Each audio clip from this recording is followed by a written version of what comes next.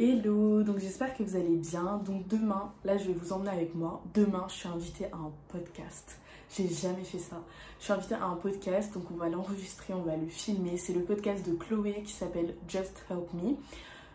Vous pouvez voir même ses différentes pages Instagram, donc j'ai hâte. Et là aujourd'hui, nous sommes le vendredi 13. Et demain, vers 11h30, j'irai à son podcast. Donc pour ceux qui ne me connaissent pas, je suis Noémie, je suis étudiante en école de commerce. Je suis à côté youtubeuse, créatrice de contenu, signée dans une agence, donc O-Agency. Et en parallèle, je suis entrepreneur. Donc j'ai une agence de communication, j'ai une boutique en ligne. Et donc voilà quoi. Donc Chloé, c'est une jeune fille qui a toujours rêvé d'être en école de commerce et qui a été refusée par les plus grandes écoles de commerce, donc HEC, l'ESSEC, ESCP, Schema, EM Lyon, etc. Elle a toujours rêvé de faire une école de commerce directement après son bac+3 et depuis qu'elle est toute petite. Elle est d'origine guyanaise, donc elle vient de la Guyane. Et nous allons enregistrer un podcast demain pour parler de mon parcours, de mes expériences, de mon école, de comment est-ce que j'ai fait pour arriver là. Et elle a fait ce podcast-là pour motiver les jeunes qui veulent aller en école de commerce, qui ne seront pas forcément pistonnés, qui vont pas forcément payer pour intégrer des écoles de commerce, mais qui vont tout simplement se battre pour aller dans ces écoles-là.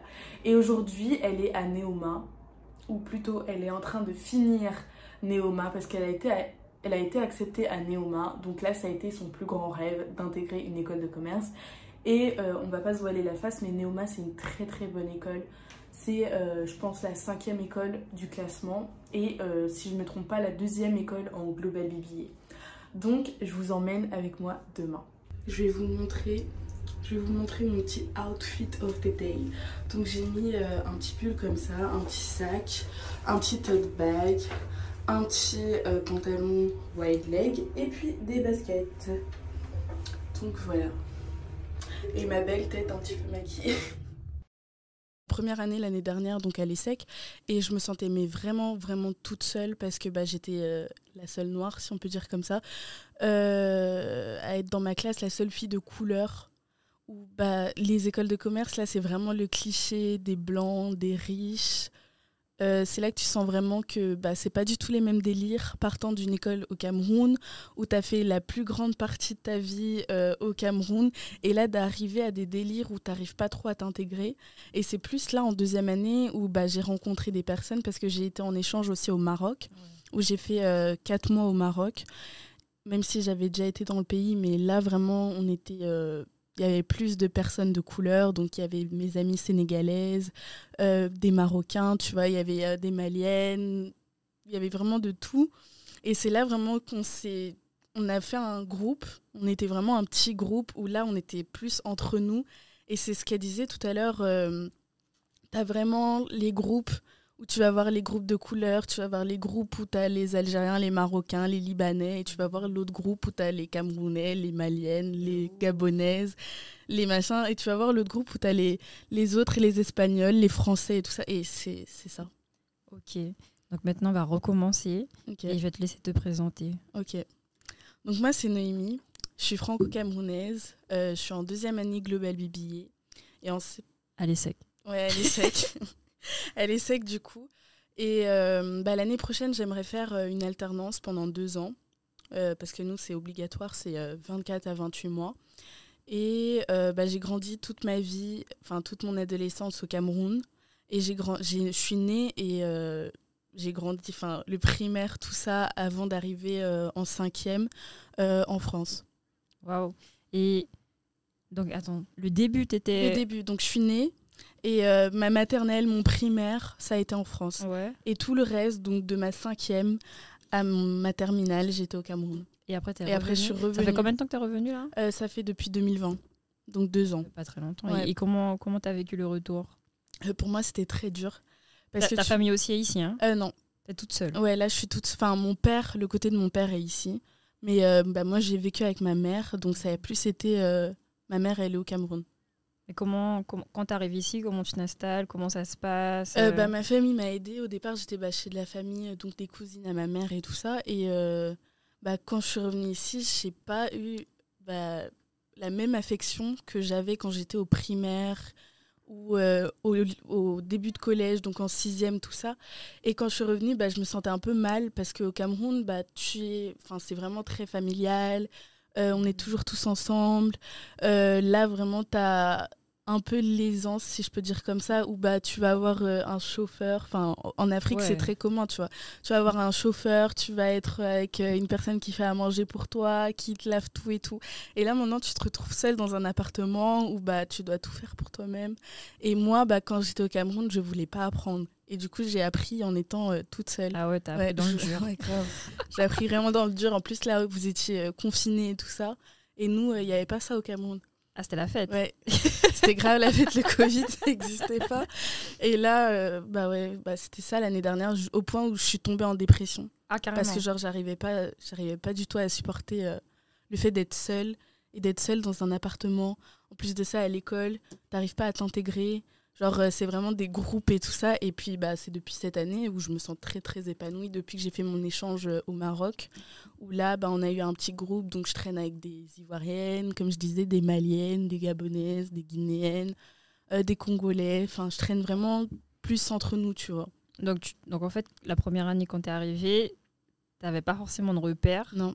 Et comme tu disais, dans ta classe, t'étais la seule personne de couleur. Ouais. Donc, difficile de s'intégrer. Et il y avait rien qui était mis en place pour aider en fait les nouveaux étudiants. Vous avez des week-ends d'intégration, non? Mais j'imagine que le style. Ouais, si tu vois un peu ce que c'est. Du coup, moi, je suis pas allée. Ouais. Je suis pas allée parce que j'avais les retours.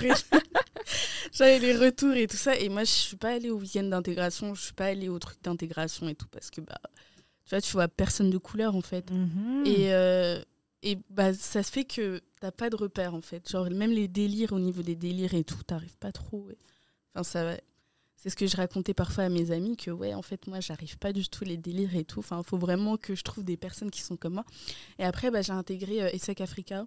Wow, c'est quoi ça? C'est une association qui met vraiment en avant l'Afrique, où on aura des personnes de différentes origines en Afrique, où là, vraiment, je me sentais très bien avec ces personnes-là, même si c'est différents programmes. Tu as des personnes, ils sont en master spécialisé, tu as des personnes, ils sont en grande école, tu as des personnes, ils sont en BBA et tout ça, mais c'est vraiment différentes origines en Afrique, d'Afrique. Wow. Et pour revenir encore en arrière, comment tu as réussi à intégrer l'ESSEC? T'as passé un concours? En fait, moi, je suis tombée sur l'année du bac Covid, donc... La meilleure année. Donc, mais j'ai quand même fait des bacs blancs où là j'étais vraiment on nous a interrogé tout ça et on a pris en compte nos bacs blancs, mais sinon c'était vraiment les notes qui ont été prises en compte pour le concours Sésame. Et là j'avais été acceptée par l'ESSEC, Neoma, EM Lyon et EM Normandie. Donc ouais, ça a été et tu disais que vous êtes que deux à avoir intégré l'ESSEC. Au début, on n'était que deux à avoir intégré l'ESSEC. Et puis, mon ami, il a abandonné. Enfin, c'est mon ami, tu vois. Il a abandonné parce que il se sentait pas à l'aise. Je sais pas si c'était l'intégration. Les cours et tout, à chaque fois, il me disait, c'est vraiment pas ce que je voulais et tout ça. Donc, ça a vraiment été ça. Et maintenant, je suis toute seule. Et ceux qui me suivaient, il y en a un qui a été accepté pour venir à l'ESSEC. Donc tu vas l'accueillir. Donc là, non, il est là maintenant. Ah, il est en première année. Et on s'entend très bien, tu vois. Et je lui donne ce que moi j'ai ressenti et tout ça.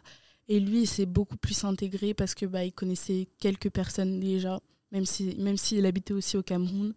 Mais il connaissait déjà quelques personnes, donc il s'est plus facilement intégré. Et puis il allait vraiment au truc d'intégration, week-end d'intégration et tout, tu vois. Du coup, c'était plus facile. Mais lui, il est beaucoup plus intégré que moi. Et comment ça se fait qu'il y a si peu d'étudiants qui viennent du Cameroun, en fait? C'est même pas que du Cameroun, en fait. C'est les étrangers. Enfin, Sud-Afrique, il n'y en a pas beaucoup. Ah ouais? Il n'y en a pas beaucoup. Pourtant, il y a beaucoup de diversité. Il y a des personnes qui viennent d'Inde, il y a des Pakistanais, si je ne me trompe pas, il y a des Libanais, il y a beaucoup de Marocains, il y a beaucoup d'Algériens et tout, mais... le reste, t'as pas beaucoup d'Ivoiriens, t'as quand même des Sénégalais, mais t'as pas beaucoup de Camerounais, t'as pas beaucoup de personnes, même d'autres d'origine en Afrique. Je pense que c'est dû à quoi? Je sais pas du tout. Mais toi, comment t'as su que tu pouvais intégrer l'ESSEC? Moi, je l'ai su parce que j'étais dans une école française, tu vois. Et eux, s'ils n'ont pas, je sais pas si ils prennent que des écoles françaises et tout ça, s'ils prennent pas des écoles qui sont locales dans ces pays-là, peut-être c'est par rapport à ça. Bon, nous, c'est parce qu'on était dans une école française qu'on a pu intégrer cette école. Ouais, donc tu connais. Donc je pense que ça joue. Possible. Ouais. Et toi, ce serait quoi tes conseils pour des étudiants qui viennent de loin, qui arrivent ici, qui ne connaissent pas grand-chose? Ce serait quoi tes conseils pour vraiment s'intégrer, réussir à... En vrai, moi, j'ai pas trop de conseils du coup, parce que moi, j'ai pas... Enfin, c'était plus d'aller vers les gens qui nous ressemblent. Moi, ce serait plus ça. Si j'avais un conseil, ce serait d'aller vers les gens qui nous ressemblent et de vraiment leur poser vos problèmes et tout ça. Et c'est comme ça que ces personnes-là vont vous aider, parce que quand tu vas vers des personnes qui te ressemblent, tu as plus d'attache, si je peux dire comme ça. Et ça sera beaucoup moins difficile pour toi de t'intégrer si jamais tu veux pas faire de week-end d'intégration et tout ça, comme moi, j'ai pas voulu. Donc voilà, quoi. Ouais, vraiment essayer d'aller vers les gens qui... c'est pas évident, parce que j'imagine que du coup, à l'ESSEC, pas forcément de gens qui... c'est très blanc. Hein. Je suis désolée, mais c'est ça. De ouf, mais c'est vrai. Ouais. Pourtant, je crois que c'est la 3e valeur de l'ESSEC, la diversité. Ouais. Non, mais c'est fou. Valeurs, mais la diversité, mais tu vois la diversité, mais tu vois pas la diversité noire. Ah, tu vois ce que tu vois. On doit avoir et beaucoup c'est que depuis cette en année, ouais, t'en as beaucoup des asiatiques, mais c'est que depuis cette année que je commence à avoir un peu plus de noirs. Par exemple, moi quand je suis arrivée, t'en avais pas beaucoup. Hein. Tu peux les compter même, limite. Pourtant on est 600 dans ma promo, que en 2e année. Hein. On est 600. En première année BBA, là, actuellement, ils sont 700. Et avant moi, en 3e année, ils sont 500. Et dans tout ça, là, tu voyais pas beaucoup. Merci, l'ESSEC. Ok. Est-ce que tu auras un dernier mot? Merci. Hein. Merci. je sais pas quoi dire. Mais merci, en tout cas, de faire ce podcast pour montrer, en fait, que des personnes qui viennent de loin peuvent aussi intégrer les écoles de commerce. Et c'est pas que des personnes de milieux riches ou des personnes qui ont des pistons et tout ça qui peuvent intégrer des écoles de commerce. Et moi, ce que j'aimerais bien, c'est, comme je disais, les écoles locales aussi, de prendre les personnes d'écoles locales, peu importe où, même des personnes de couleur, tu vois. Mais tu vois vraiment qui travaillent, et de leur donner aussi la chance d'intégrer l'ESSEC, parce que c'est pas que des personnes qui ont les moyens qui peuvent intégrer l'ESSEC, tu vois. Il y a plein d'aides et tout ça qui peuvent te faire intégrer l'ESSEC. Oui, il y a d'autres possibilités que... Oui, il y a d'autres possibilités, ouais. Tu payes l'ESSEC? Oui, ma mère paye l'ESSEC. Merci, maman. Vraiment, merci. C'est combien, là? C'est 15 000? C'est 13... Ouais, on va dire ça, parce qu'après, tu payes les réseaux et tout. 14 800, un truc comme ça. 14 000 €. Ouais. Sur 3 ans? Ouais, non, sur 4 ans. Ah. Sur 4 ans. Après, à savoir si tu veux faire un master ou pas. Et les masters, genre, c'est 45 000 €, 2 années. Ouais. On fait une pause sur ça pour que tout le monde puisse intégrer l'information. Ouais. Mais si t'es en alternance, tu payes pas? En alternance, l'année prochaine, non, je payerai pas. L'entreprise va payer. D'accord, ce sera mieux. Ouais, c'est clair. Ok, je tenais juste à dire aussi que tu cherches un stage, c'est ça? Une alternance. Une alternance, ouais. Là pour combien de temps? 2 ans. Et tu aimerais faire quoi? Tout ce qui concerne le marketing, la communication, le digital. Ce serait quoi le poste de tes rêves? Assistante marketing communication. Dans quel type de boîte? En vrai, je ne sais pas trop dans quel secteur, mais vraiment ça, parce que j'ai fait différents stages dans différents secteurs, le divertissement, le conseil, l'investissement aussi, je pense, parce qu'il y avait un des clients dans le conseil qui était dans l'investissement. Et donc, je ne sais pas encore dans quel domaine exactement je voudrais travailler. Mais en tout cas, peu importe, ouais. Marketing communication. Un dernier mot encore, tu as une chaîne YouTube. Ouais. Tu nous en parles vite fait? En fait, j'ai vraiment commencé à tout hasard. Donc, je me suis posée, j'ai pris mon téléphone, j'avais rien. C'était vraiment mon téléphone.